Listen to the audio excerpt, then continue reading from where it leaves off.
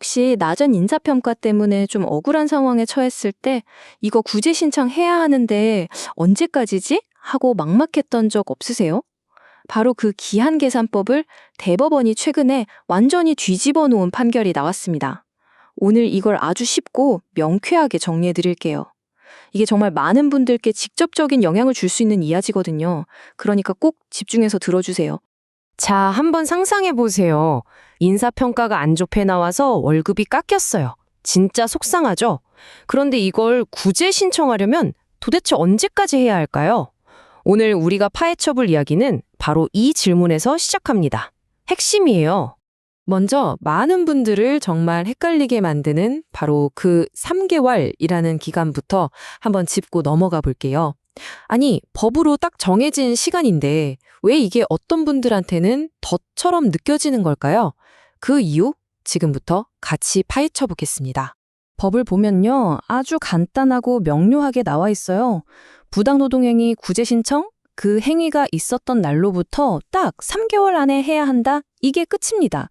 이걸 법률 용어로는 제척기간이라고 하는데요. 이게 무서운 게 뭐냐면 한 번 지나면 그냥 그걸로 끝이에요. 다시는 기회가 없다는 거죠.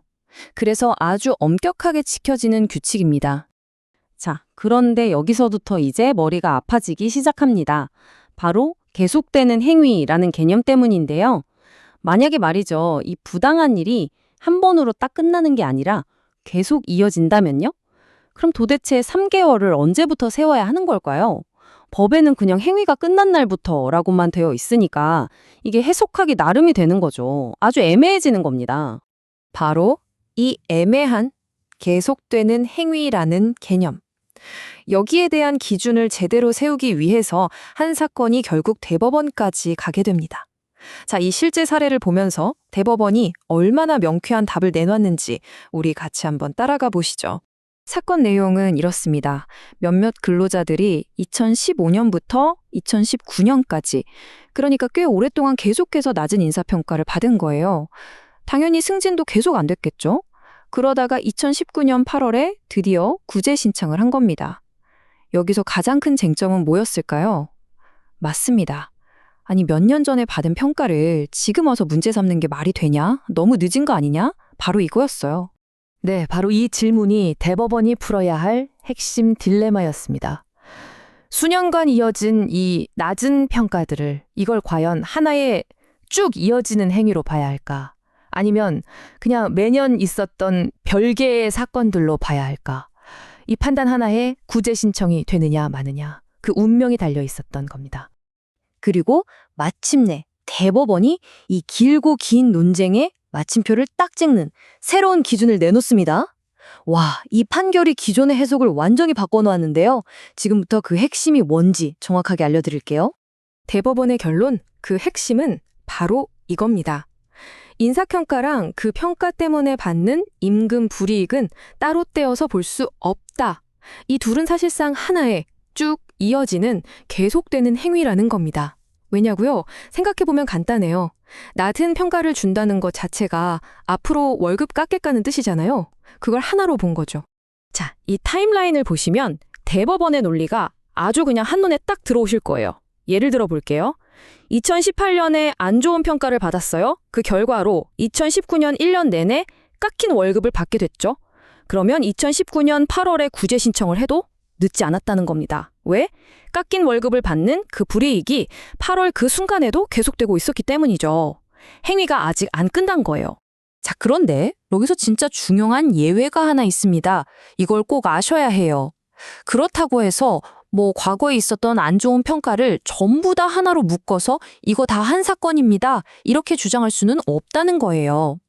대법원이 확실하게 선을 그었습니다.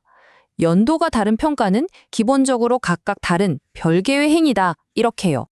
여기 표를 보시면 그 차이가 아주 명확하게 보이죠. 자, 계속되는 행위로 인정해주는 건 뭐냐. 2018년 평가랑 그 결과로 받는 2019년 임금. 이렇게 한 세트로 묶이는 경우예요. 하지만 2017년 평가, 2018년 평가, 이건 그냥 다른 해에 있었던 각각의 일일 뿐이라는 거죠. 이건 묶을 수 없다는 겁니다. 아니, 그럼 왜 이런 예외를 뒀을까요? 대법원의 생각은 이렇습니다.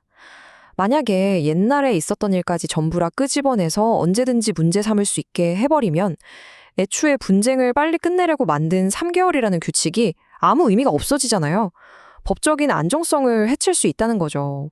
그러니까 법의 원래 취지를 살리기 위해서 딱 균형을 잡은 겁니다.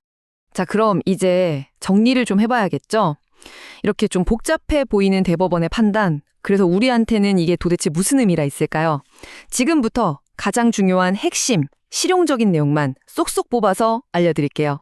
이 표 하나면 오늘 이야기 게임 끝입니다. 다 정리돼요. 자, 기본 규칙은 뭐다? 3개월이다. 하지만 한 해의 평가랑 그로 인한 임금 지급은 한 세트로 본다. 그리고 연도가 다른 평가는 그건 별개다. 그렇다면 가장 안전하고 확실한 방법은 뭘까요? 네, 바로 그겁니다. 해당 평가 때문에 받는 임금 불이익이 끝나기 전에 신청하는 거예요. 이게 베스트입니다. 결론적으로 이 판결이 우리에게 주는 메시지는 아주 명확합니다. 첫째, 좋은 소식이죠. 구제 신청 기간이 그냥 평가 통보일이 아니라 월급 불이익이 끝나는 날까지로 늘어날 수 있다는 것. 기회가 더 넓어진 셈이에요. 하지만 동시에 이것도 꼭 기억하셔야 합니다. 그렇다고 옛날 일까지 전부 다 끌어와서 한 방에 해결할 수는 없다는 거. 그러니까 결론은 뭐다? 문제가 생겼다 싶으면 최대한 빠르게 신속하게 대응하는 게 무조건 제일 좋다는 겁니다. 전문가들도 비슷한 평가를 내놓고 있습니다. 이번 판결이 근로자들의 권리를 찾을 기회를 넓혀준 건 정말 의미 있는 진전이다. 이렇게요. 다만 그렇다고 해서 기회가 무한정으로 열린 건 절대 아니라는 점을 강조합니다. 그래서 앞으로는 내가 문제 삼으려는 이 평가가 정확히 어떤 단위 기간에 속하는 건지 이걸 꼼꼼하게 따져보는 게 정말 중요해졌습니다.